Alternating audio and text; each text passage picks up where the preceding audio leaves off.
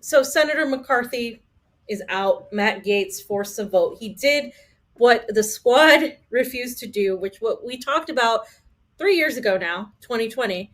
Force a vote, force a Yeah. vote, force a vote, force a vote.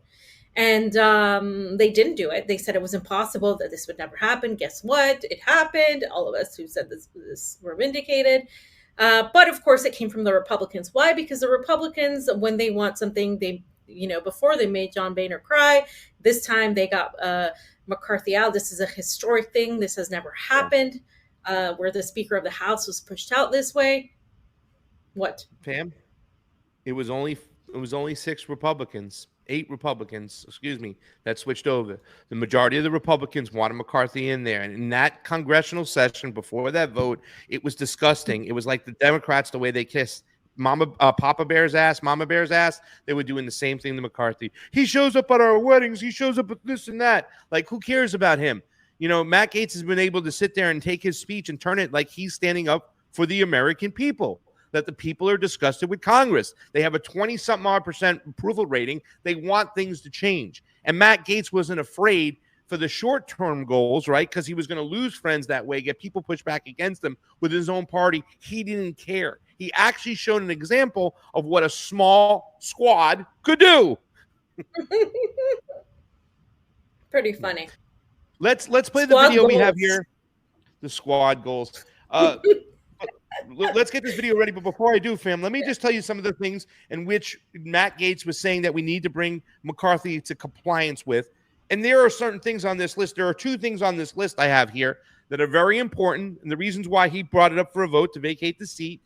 And, you know, once again, Matt Gaetz, throughout that whole thing, when he went 15 voting times, one of the things he secured is that one member of the Congressional Party, of the Republican Party, can bring up a vote to vacate the seat. One person. Matt Gaetz got that power when he negotiated his deal. It was one of the things he got. And he brought the vote up to vacate the seat. And guess what? They vacated it. So what he wanted to do, he said McCarthy failed to do these things. Number 1, single subject spending bills. This is something a real leftist would want, because the lumping of these bills with the pork provides cover for the congressional members so they can vote either way. Well, why did you vote to fund the war? I said, I didn't vote to fund the war. I voted to secure the border. If I'm a Republican, right? I had to. You want to secure the border, don't you? Yeah, so I had to vote for this bill. Oh, okay. Yeah. Well, hey, Democrat, how did you vote to fund the border? Why would you do that thing? That's racist. Yeah, but our democracy and our freedom depends on voting for the war, and I needed to get funding for the war, so I had to vote to fund the wall. If you are against single subject spending bills, then you're a little bit stunads. It's really, really important. And that was something that Matt Gaetz wanted more than anything. And he said it. Mm-hmm. We want an up and down vote on each subject. That's what the American people deserve. The other thing, end aid to Ukraine. A lot of people want to end aid to Ukraine. It's not the 51st state. They're done with it. So there are things on this list over here. Now, the other things, subpoena Hunter Biden. I would like to personally see Hunter Biden subpoenaed. You know, once again, if you want peace, then you want justice, right? Is that what Cornel West says? The only way to peace is through justice. Well, then you want justice, and you want Hunter Biden subpoenaed, and you want to know what's what. I mean, it's disgusting watching the Democrats defend Joe Biden this way, but that's what they did. He wants to pass a budget. I don't know, once again, not a budget hawk. He wants to secure the border. Once again, that's not something I want. But these are reasons why he set up the compliance. And the other one, 72-hour rule. So 3 out of the 6 things on that list, I really want bad. A budget, subpoena for Hunter Biden. Of course, I want him subpoenaed. But, I'm saying I don't really funding the border is not one of the things on my list. But I sure as hell want single subject spending bills, fam. And I want to end the war in Ukraine. And that's what Matt Gaetz was able to go and say, I am here for the people, not for Congress anymore. He knew they had a low approval rating, and that's why he was able to pull this off. And that's why his popularity grows. And more than anything, the Democrats trying to make it look like the Republicans don't have their shit together and think they can campaign on this. They think the American people are so dumb. No, he did. Yeah, they do. Yeah, they do. He did what we wanted the squad to do, and he did it yesterday. Yesterday, everything came to fruition. Forced the vote came to fruition. And, Jimmy can rub the shit in those people's faces because it worked, but it worked for the Republicans. Because the Republicans are the ones that have the cojones to actually like fight for what they believe in, whether you agree with it or not. This is also when I said this about January 6th, that's what I meant, because you were never going to see that many leftist protesters take on the DNC convention. There was a good amount, but not that amount. If it happened when it happened the second time, you didn't see this protest happening. Against them, against stealing the nomination from Bernie. You didn't see Bernie as a leader say, "Hey, I was cheated," because he didn't want to look like what's his name? He didn't want to look like a sore loser. He didn't want to be one of those guys. So you see, the left doesn't have. They talk about revolution, they talk about all this stuff, but they don't really do it when it comes down to it, because that left is false. It's weak. It's not anything revolutionary. They're not doing anything because they don't. They're bourgeois. They don't have the need to do it. They like the rhetoric. They like cosplaying. They like pretending, but when it comes down to it, they don't do it. But when it comes to the right, they really believe what they believe, and they will unite to do it. And they're organized and they're solid in their beliefs, and so is the Democratic establishment, which is why they always vote as a bloc. But the actual leftists and the independent, they never do anything. So that's where we're weak, and that's what you have to really kind of analyze why there's no anti-war movement. Well, this is why, because like what you just saw happen in Code Pink, they fractionalize themselves into smaller and smaller echo chambers, and then you end up really having nobody with you, because you want people to be a certain way. You don't know how to spread your message across the spectrum. And so, yeah, this really proved that this could be done, that force to vote could be done. And I think it's awesome that he did it. And it really just, and I'm laughing because seeing out, of 3 years ago and how we wanted them to do this, and we knew they weren't going to do it. We knew they weren't going to do it. But it's almost like we've come full circle, just seeing, how weak they are, how useless these so-called progressives are. And now I think there's no justification with what Bernie said, with what AOC has become, and how she has supported Biden. Oh, there's no justification if you're still supporting the Squad or Bernie Sanders. You're an idiot. Like you literally, you're a liberal. You're a Democrat. There's no difference. And so, yeah, this is where we're at, fam. Let's play this video. This was when I put this in the doc, fam. This was the latest video for him, the latest interview he had. I'm sure he's had many interviews since, because he's been nonstop interviewing. And I did put a few things that I don't know if you got a chance to watch him on the floor, Matt Gaetz, but we were watching it and it was just like, wow. It was like, whoo, awesome. So let's play this interview right now. We'll kind of get into it. We won't play the whole thing. We'll just play a little bit, and then we'll talk about it and move along expeditiously. Go ahead. We want to welcome our radio audiences as well as we welcome Florida Congressman Matt Gaetz. Congressman, thank you so much for joining us this evening. You were the driving force behind yesterday's motion to vacate this historic moment, first time in American history of a Speaker of a House be ousted. And now we have a race between potentially Jim Jordan, Steve Scalise. In the past, you said you would support Steve Scalise, but you're a friend of Jim Jordan. Who are you going to back? Well, I'm for both of them right now. I'm eager to hear their plans and their vision. But if the House of Representatives goes from the stewardship of Kevin McCarthy to either the stewardship of Jim Jordan or Steve Scalise, that's going to come to the delight of many conservatives and certainly many of the Floridians that I represent. But it's not just about the person. Both of these folks are honorable men. It's about the plan they have to reduce spending. We sit atop a $33 trillion debt. We're facing $2 trillion plus annual deficits.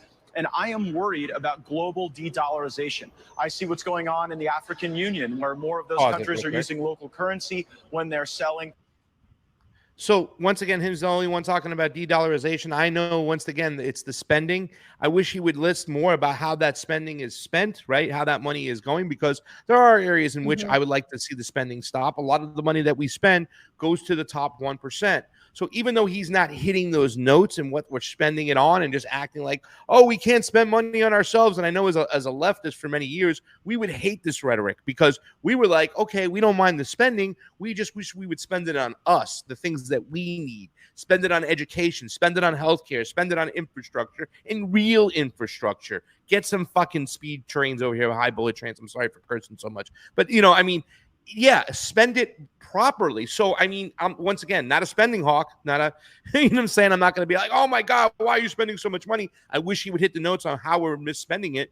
But he even points out, and he's been pointing it out on the floor, we are still spending more, and he wanted to return to pre-COVID spending, right? Now, not that we just started printing it out and giving it to the top 1%, but he has a point when he's talking this language over here. And I think a lot of people, even people on the left, are still like, yeah, you know what?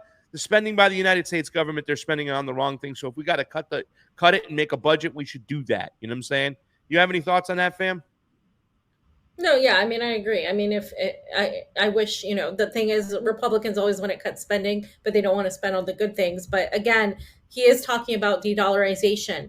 He is talking about how this is an important issue, and it is. This is what we're talking about here in Russia. This is what we're talking about in China. This is what's being talked about all over the world in the East and the global South. And nobody in the United States is talking about it. They're pretending it's not happening. It's happening. Yeah. It's happening very fast. Let's go continue with the video.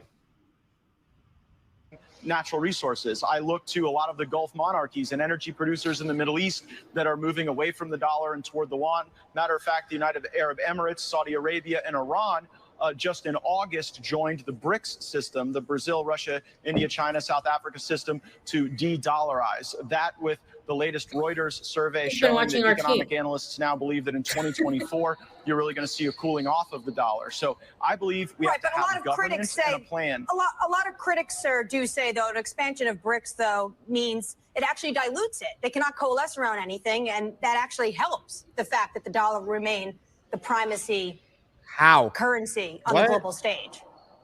I wonder. I think that that is not a linear progression, right? Because as Brics becomes more institutionalized, you could see more and more good. I mean, the real worry about Brics is the movement of natural resources outside of the dollar as the global South continues to develop and pack an even larger punch in the economy. I think that the downgrade from Fitch was largely driven by the fact that there's no real backstop to spending. So here's what we need, no matter who's the speaker. We need a top-line budget that, at least in the House of Representatives, returns to pre-COVID spending levels. And then we need to be able to have single-subject spending bills with open amendments to have programmatic review of agency spending.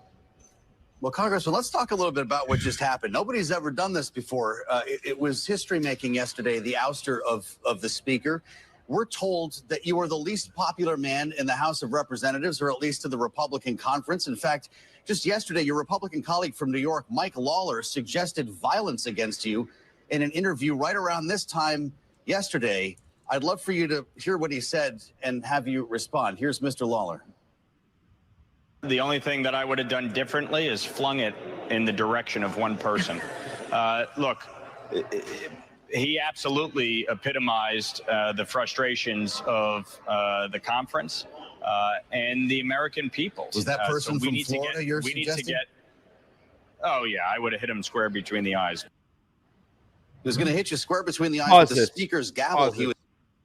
All right, fam, you ever see that movie Step Brothers, right?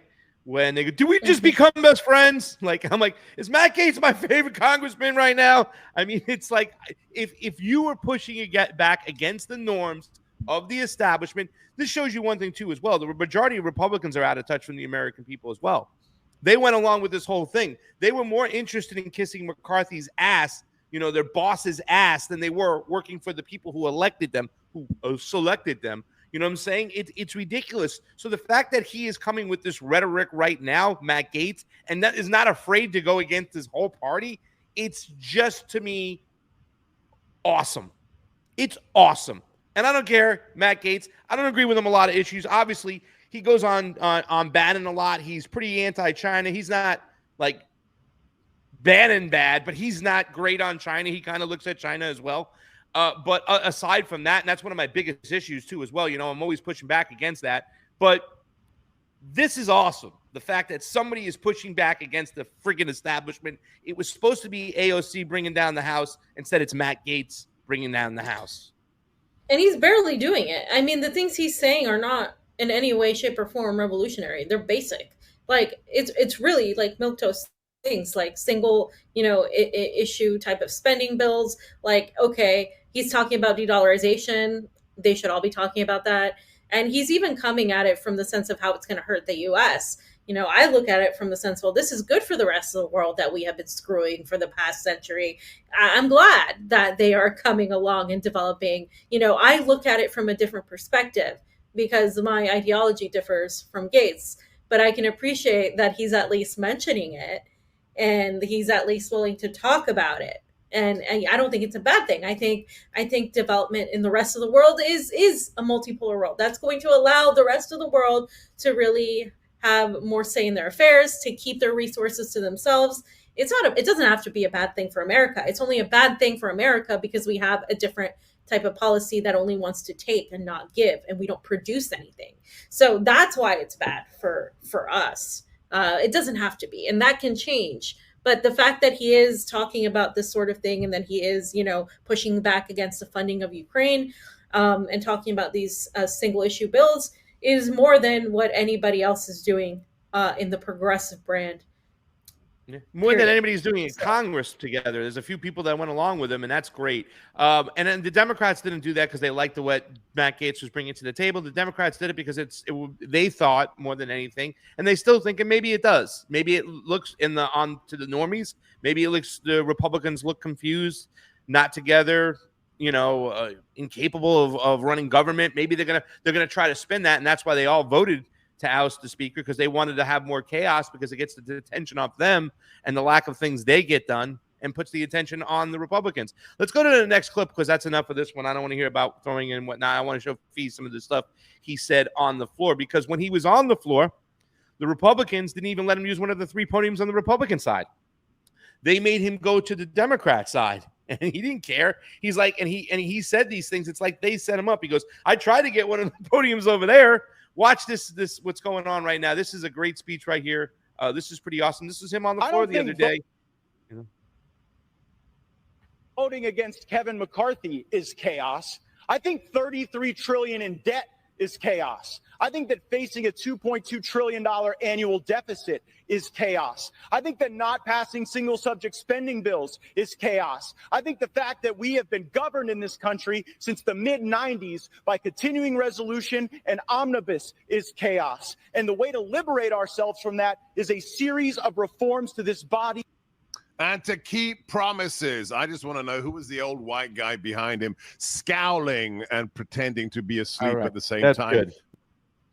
That's Mr. Gorka too well, who's pro-Ukrainian war himself. So, Sebastian Gorka may seem like he makes sense at sometimes, but once again, he kind of circles the wagons to be pro-Ukraine war. So I don't like that about him. But, I just wanted to play that over there as well, because the whole thing is Gorka pointed out, and this is something that he said, he's keeping his promises. He went and he had McCarthy make these concessions and said, McCarthy, you need to hold your promises to the American people, not to me, right? This is chaotic what's going on. We need to change Washington. People sent us here to change Washington, and I'm going to hold you to it. So when McCarthy didn't hold his end of the bargain, when he did kind of try to push these omnibus bills down, these stop gaps, which is just kicking the can down the road, lumping of these bills together where it provides cover for these politicians so they can vote any way they want. And he called them on him. He had them removed. That is important. That is big. And I'm glad he did it, because like I said, I want single subject spending bills. I want that 72-hour rule, which says you cannot pass a bill that's more than $100 million in less than 72 hours. You have to wait 72 hours. So you have to give the congressional members a chance to read it. You know what bills got pushed through without 72 hours of waiting? The CARES Act, right? Mm-hmm. The Patriot Act. All these bills just showed up on people's desks, and they had to vote for it right away without even reading about it. Jared Gold, congressman from Maine, talked about it. He was one of the only people who talked about it on the floor when it came to the CARES Act. He goes, this is ridiculous over here. He's like, my staff isn't that we're going through this stuff. We're just finding stuff, and now we're on the floor voting for it. So all these things, including the funding of the Ukraine war, I want. The people want. The people deserve. It's like you said before. Everybody understands what the problems are. They just don't know how to fix it. Well, he's made actions to fix these problems, and he should be commended for that. I mean, yeah, I don't think this is all going to fix the problems, but these are valid solutions to a lot of the congressional issues when it comes to these bills, when it comes to the funding to Ukraine, when it comes to these things they try to slide in through. Yeah, I mean, in that sense, yeah, Congress doesn't really, in my opinion, at this point, have a lot to say, though, because again, they're pretty much used to just being walruses and clapping and sitting around and doing nothing. That's it. And so maybe this could help change. I don't know, but the fact is, somebody is trying, and it's coming from a Republican, not a squad. You have another member, video of it real quick, fam? Cheese, there was another video I had of Matt Gaetz there. Here we are. Take a look at this one. Watch Ilhan Omar. We had to play this. Signals for $33 trillion in debt, facing $2.2 trillion annual deficits. And our fellow Americans may be watching, wondering, how does that happen? How does the greatest country in the world have a process so brand new? The signals for Oh, we had to have some fun, right? We everybody's gonna. Niko was talking about this.